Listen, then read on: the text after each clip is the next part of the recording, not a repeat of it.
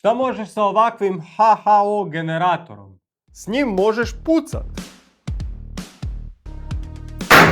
Ti majke! Možeš svjetlit s običnim kamenom, to je obični kamenac. Ovo je sad paladijum, mislim nije to paladijum, to je DPF od motora, ali je presvučen paladijumom. A paladijum na vodik jako zanimljivo reagira. Sad, bez ičega dodatnoga, bez plamena na dizni gore. Ako samo stavim da puše u paladijum, on se automatski počne zagrijavati, bez ičega, doduše počne se žariti. Da vidimo jel se da pisati po drvusti.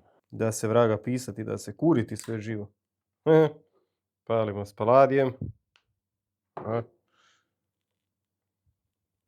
Wow. Ja ovaj upaljač i daljinski nisam radio bez veze, mislim budimo fair, ima tu razlog zašto sam radio. A to je isključivo za ovaj plin, dječji baloni, dalje vam ne moram objašnjavati, jel?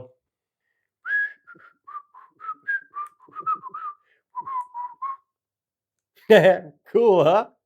Balončić je pun i vodik je lakši od zraka, ko helium, samo helium ne gori, zato se helium koristi, a ne vodik, jel?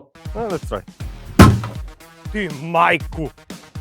Ovaj HHO generator radi tako da dvije molekule vodika i jednu molekulu kisika, od čega se sastoji molekula vode, rastvori na njezine sastavne dijelove. Znači plus privuče kisik, minus dobije vodik i sve skupa izlazi ovdje gore kao plin. A najbolja stvar je, to je perfektan omjer za eksploziju, jer imamo dvije molekule vodika i jednu kisika, znači ne treba nam kisik iz atmosfere i onda imamo dum, jel?